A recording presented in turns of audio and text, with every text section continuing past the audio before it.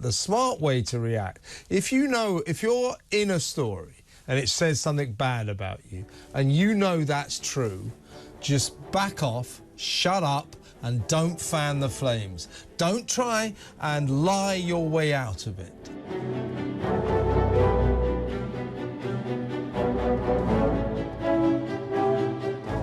Let's talk about Meghan and waiting.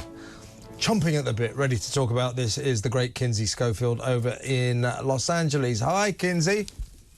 Hi, Kev. Good to see you. Always a pleasure. Did you see our report just now about Polo? You probably did. That was incredible, and I'm looking forward to seeing what PETA does when Prince Harry's show comes out on Netflix in December. They'll do something. They'll do something. They're good at stunts.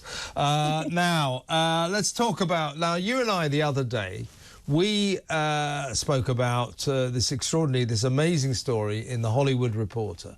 Hollywood Reporter is like the Bible of Los Angeles, of Tinseltown, of the showbiz Bible. Very respected publication. And it published this report saying that Meghan, the Duchess, they called her Duchess difficult, and the headline was "Why Hollywood Keeps Quitting on Harry and Meghan," and it basically revolved around Meghan, Duchess difficult. It reported that she treated her staff appallingly, hence the massive turnover of staff. She sent emails at 5 a.m, had regular noisy tantrums, teetered around on high heels like a dictator, and belittled employees, reduced grown men to tears. The list went on. Now, that was bad enough, but for some reason, the Hollywood Reporter has has felt that it has to defend itself. So it has. We know why, Kevin, because Harry and Meghan.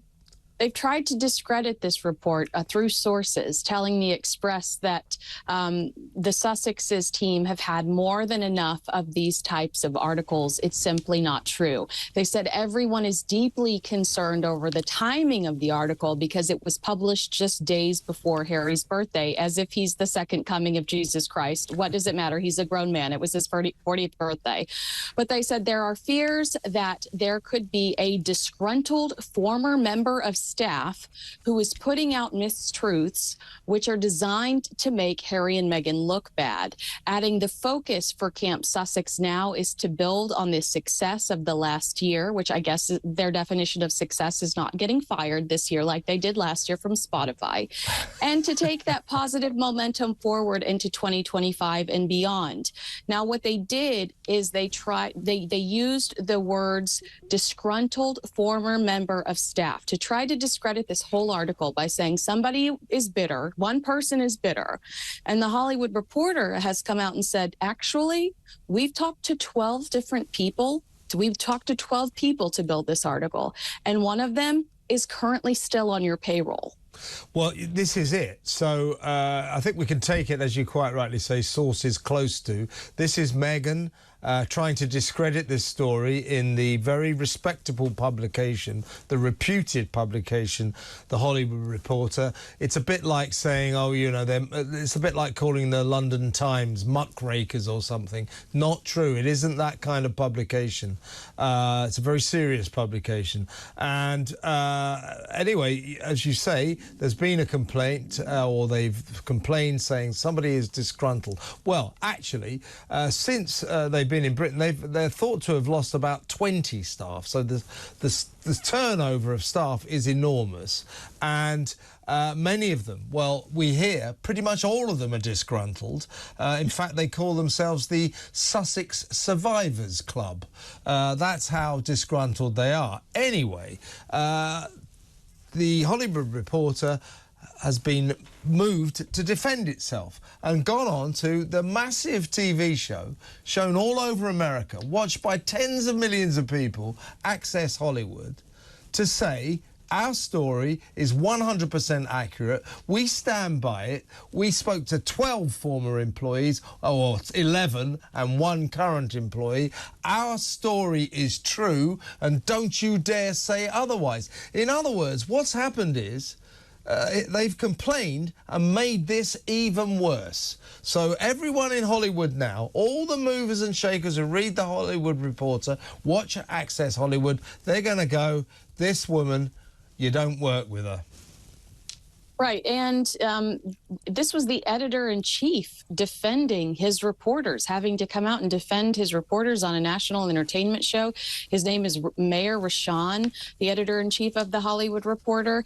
He also said that he felt that, you know, obviously he felt like the Duchess difficult title, that's not new news. That's a name that's trailed Meghan Markle for quite a few years. But he argues what is new is the notion that coming to America, you know, that a lot of those rumors were manufactured by the palace. So the bullying stories manufactured by the palace.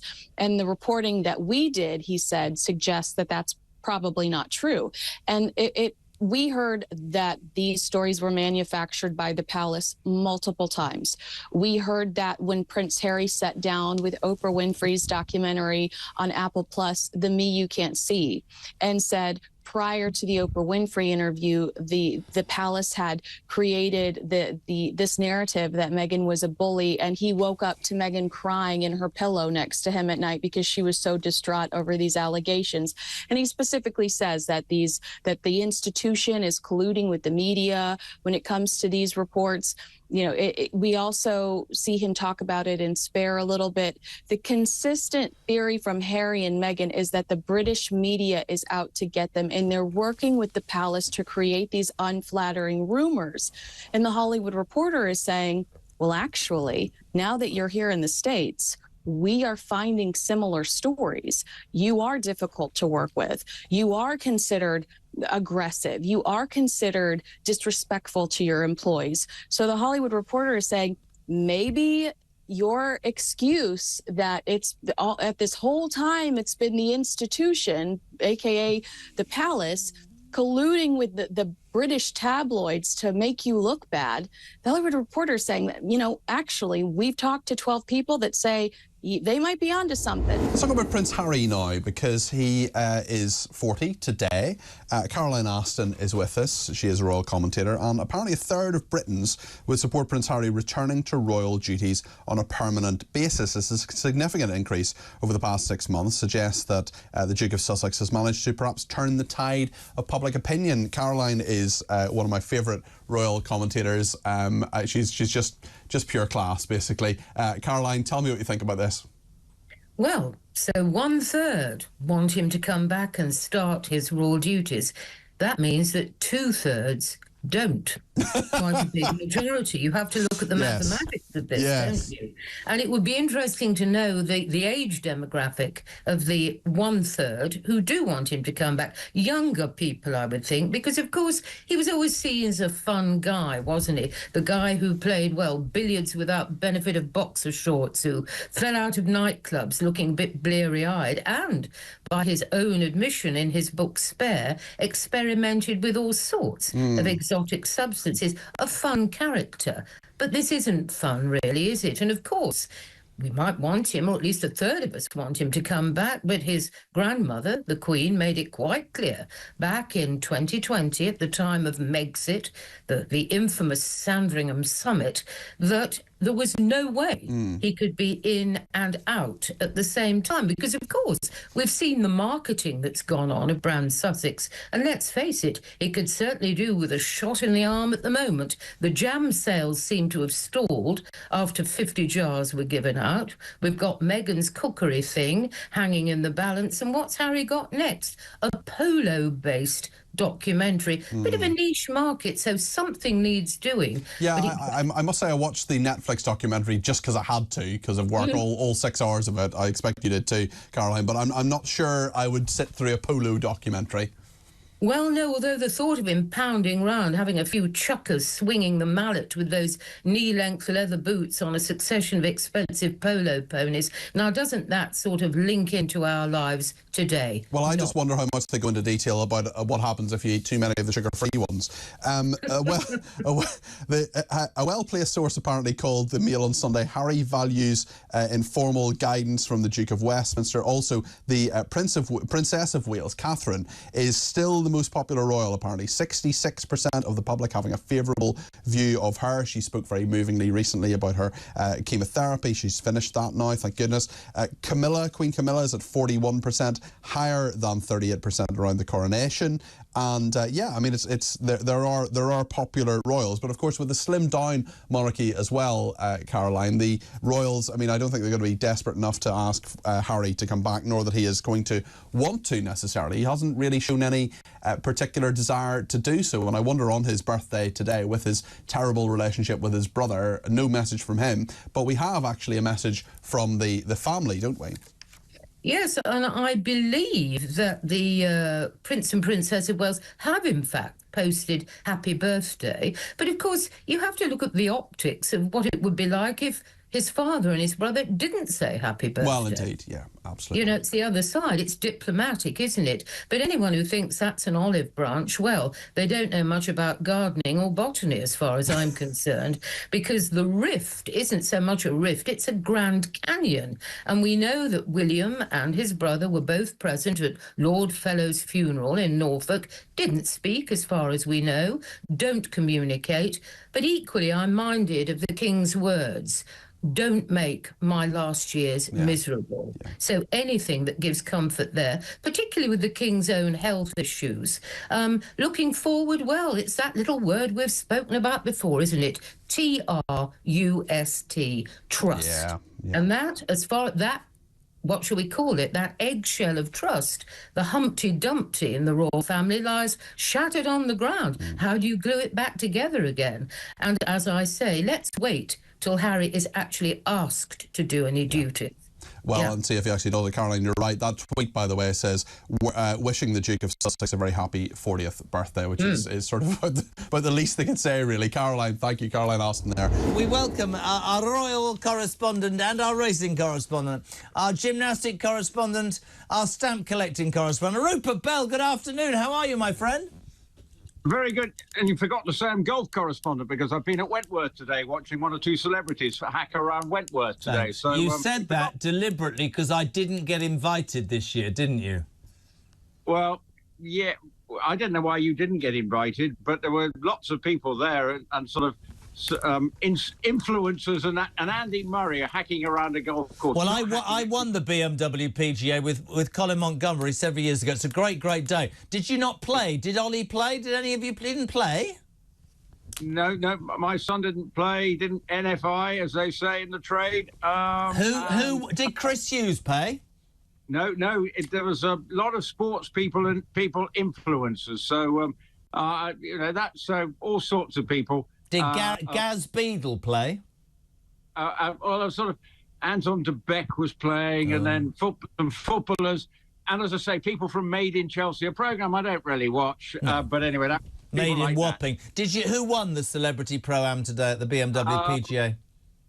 Well, there were two lots. I think Tommy Fleetwood's team won the first lot, and I'm not sure who was in the team. Well, I'm going to be there. Are you there all week? Because I'm there on Sunday. I'm bringing Henry for the final day as the guest of Shane Lowry, so we're looking forward to that. I'll see you on Sunday then. I am here all week for our sister station, as you know. But I don't think I'm on to talk golf. I think I'm probably on here to talk a bit of royal, Jeremy. Is that right? Well, yes. Apparently, the Duke of Sussex, or the Count of Monte Cristo, as I call him, he's returning to London. I've no idea why. I don't know why we give a damn. He's unlikely to see the King. I would like to cut to the chase and ask you something else. Is he tiring of his boring life in California with his wife, do you think? Do you think that he is beginning to yearn for the very things that I guess were part of him, the army, his friends, his family? Is the shine beginning to wear off, do you think, Rupert? Not when it comes to the World Child Charity, which he's coming back for. That is something that he's been involved in for a long time, and they have their annual awards always around about this time of year. So he's coming back at the end of September as patron of that. That is something that he's been involved with for a very, very long time. So I sort of understand why he's coming back. But I do think there is definitely an undercurrent that he is perhaps missing life in the UK and some of the trappings that go with it. And because being in the royal family, while yes, he might have felt a spare, it's still quite a comfortable lifestyle, and it requires less work. because things are, you've got people to do it for you. He's now having to make a lifestyle that requires knuckling down and earning money. But the Well Child charity, I will give him credit for this because he's very committed to it and coming back to be part of it. So the Well Child charity and the Invictus Games, both things that he was very, very central to, caring about, I agree with you, are the sorts of things that sort of defined him, and you'd sort of hope that he gets back to it. Talking about royals and what it's all about. Kate, I mean, we spoke when that video came out. Kate, at her first work meeting since cancer finished, and really a great swell of love and concern for this lady. I mean, I say it every time we speak. I think she's fantastic.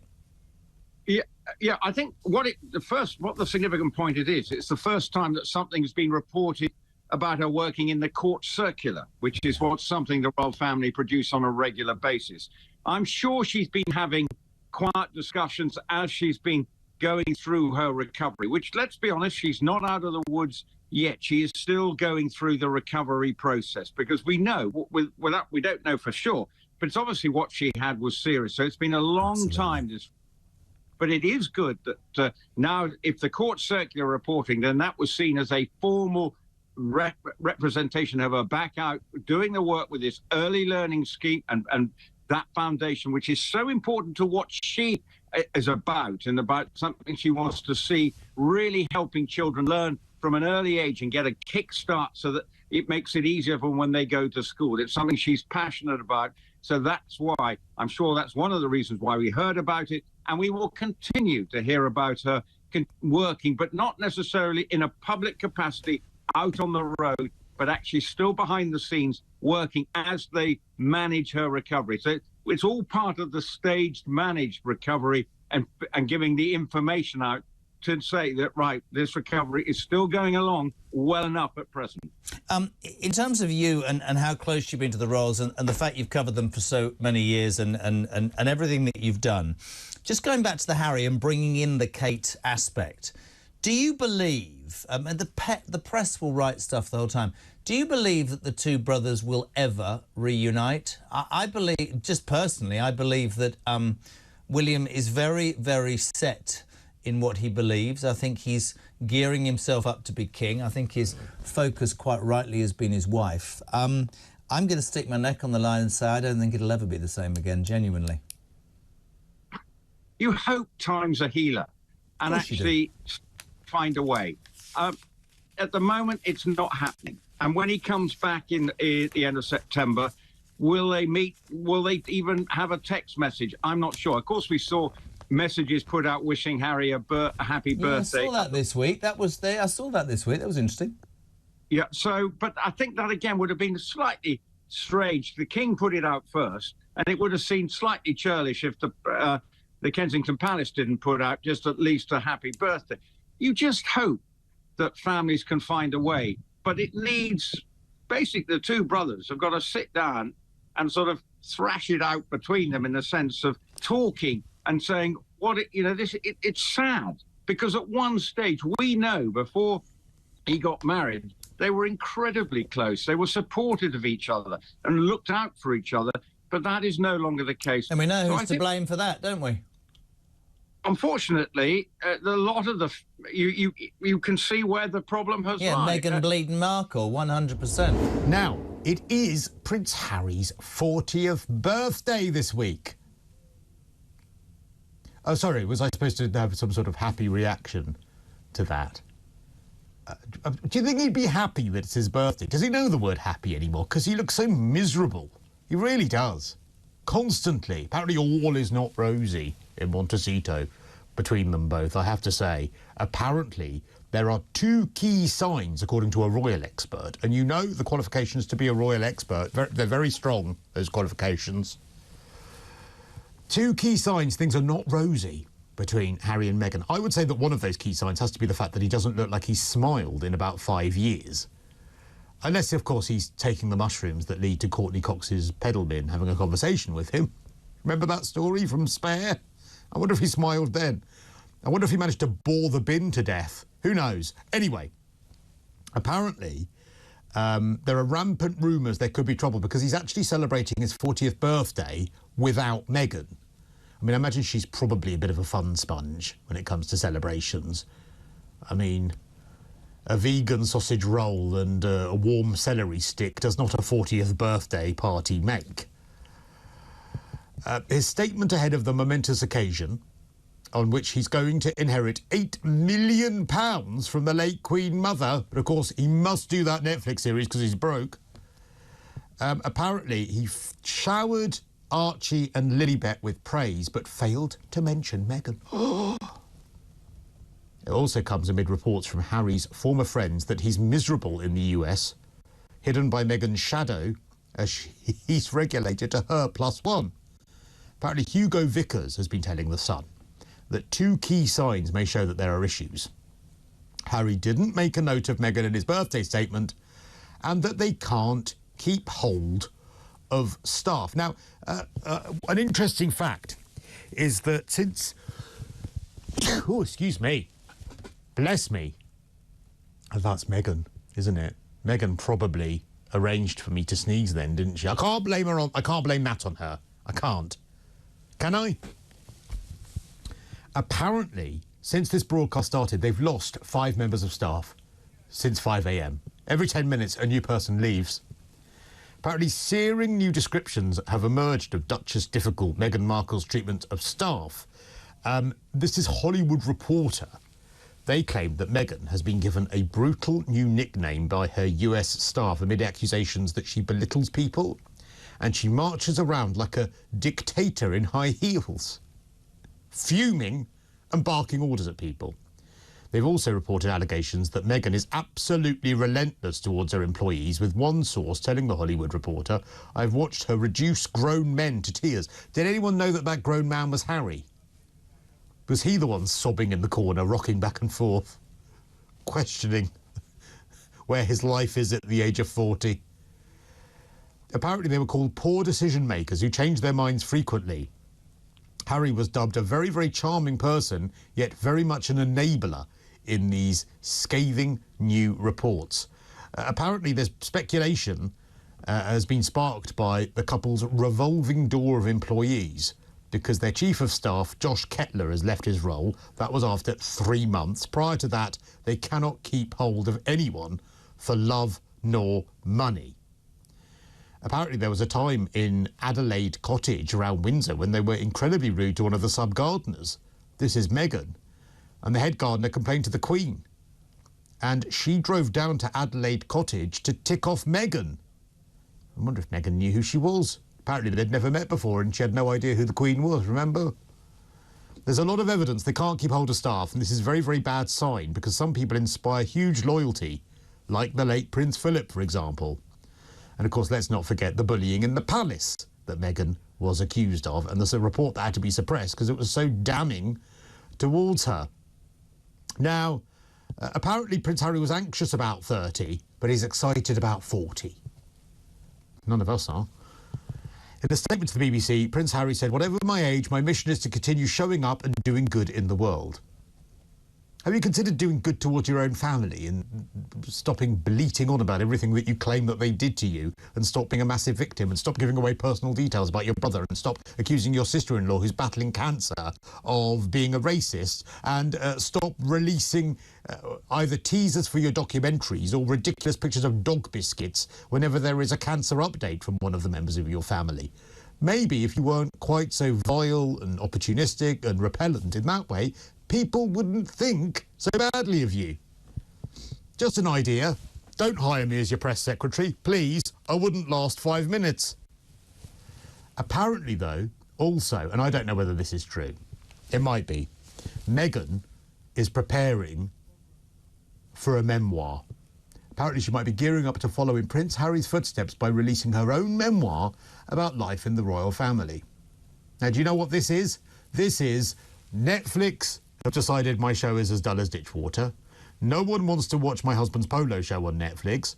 I've really exhausted all of the Oprah victimhood that I could. So let's rehash everything that I've said already before. Let's follow through on the threat that she's barely scratched the surface when it comes to her time in the royal family, which is what she said in a recent interview.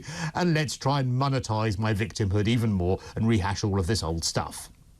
Apparently they're content in their Montecito home, but they have apparently decided that Meghan might be poised to share even more insights in her own upcoming memoir, especially after the family was not included in the Balmoral Summer Gathering. Well, the reason you weren't included in the Balmoral Summer Gathering, Meghan and Harry, is because you have left the royal family. So put up, shut up, enjoy the 8 million, enjoy your Netflix money, and stop writing, broadcasting and being victims. And you might then have a very happy 40th birthday for Prince Harry. I guess still with Harry, he's made this series called Polo, about the sport of polo, and it's going to go on Netflix in December. Now, you know, I've always said I don't think anybody's going to be very interested in that who wants to watch chinless wonders falling off horses. But there is a darker side. I mean, I've seen polo matches. It's a very boring sport to watch anyway. Tends to be played by rich aristocrats, and that's it. People like Harry and indeed his dad and his brother. Now, there's a dark side to this sport. You know, campaigners say it's extremely cruel to the poor little horses, the polo ponies, as they call them, because don't forget, they're deliberately quite small, and they have big guys on their backs, and by the very nature of the sport, it's stop, start, change, so they're always doing their legs in, breaking their legs, spraining their ankles, all of this sort of thing. And the sheer exhaustion, the sheer strain of this sport, it's such a strain on them that it's not unknown, well, I'm told, quite common, for these poor little horses to collapse and have heart attacks and die. It happened to Harry's horse once, a horse called Drizzle, back here, when he was still here. I think it was in 2010. This, I think it is Harry with Drizzle, and I don't think, I'm told that such horrible incidents, the death of these horses due to the sheer strain of this game, you know, it gives them heart attacks. I'm told that's not uncommon. So my guess is that Harry's TV series will not highlight this side of the sport. But to do just that, welcome to our regular. He is animal rights activist or animal welfare campaigner, a famous actor, of course, Peter Egan, and also very pleased to welcome to the show the Vice President of Programmes at PETA, the animal cruelty organisation, Elisa Allen. Thanks for joining us, Elisa. Well, first up, I'll come to you in a second, Elisa, but Peter, you know, I sort of put this up to you as an idea because I'd read somewhere that perhaps polo looks like it's a very glamorous sport played by rich aristocrats all around the glamorous places of the world, but I'd read that it's not very nice to horses, and you and I guess through this week, have established that that indeed is the case. Absolutely. I mean, it's just horrible. It's a horrible... I mean, to call it a sport is a misuse of the term. I mean, the poor little ponies, as you say, are trained to do the most unnatural things for a horse. Look at that, as you can see there, the poor creature. I mean, they're taught to run at speed at each other, then stop suddenly, and then turn suddenly. And they get hit with the mallet, and the riders have spurs, so that they are trained through pain and cruelty to do the most extraordinary things. And they also die in their teens, and then I suppose they are turned into salami or something. So, I mean, it's the most horrible life. And again, it's a situation where those people on the backs of those horses feel they're doing the most elegant piece of sport, and much admired by, you know, the people who can afford to do it. And again, it's just another thing where a certain sector of society imposes great cruelty on innocent animals. Why don't they do it on bikes? Exactly. Get on and do it. Exactly right. Well, as I say, Vice President of Programmes and Operations at PETA, Elisa Allen, is with us. Yeah, I read one of your articles saying that what happened to Harry's horse, Drizzle, back in 2010, after a game, collapsed from sheer exhaustion, had a heart attack and died. So Harry knows about this himself. My guess is his TV series on Netflix at Christmas will not highlight this side of the sport. How cruel is it, Elisa? Well, I think we have to remember that in any competition that uses animals, winning can become all important, all consuming, and the animal's welfare takes a back seat.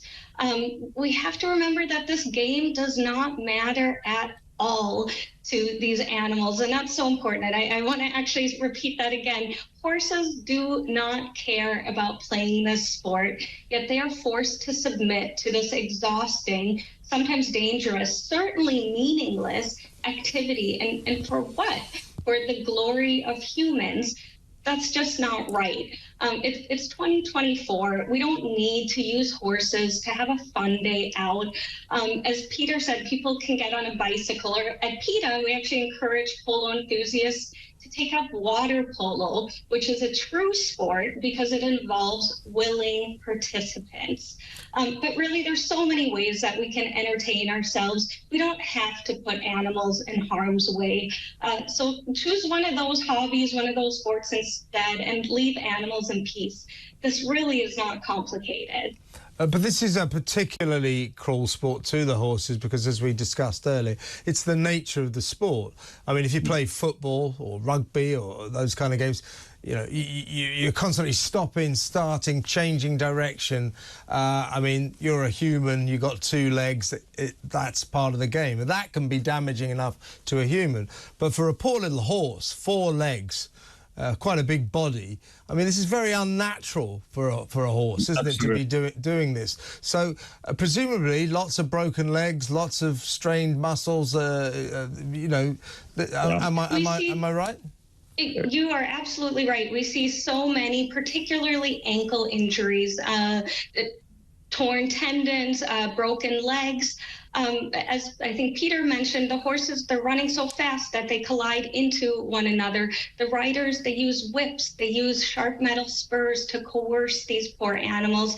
And as if all of these things were not bad enough, and they are, the other thing to remember is that there is no retirement plan for these horses, or I should say there's no happy retirement for these horses, because once their days are numbered, once they're used up, once they're no longer useful in this industry, just like we see racehorses, they are dumped, they are discarded, they are killed, or they're sent to the slaughterhouse.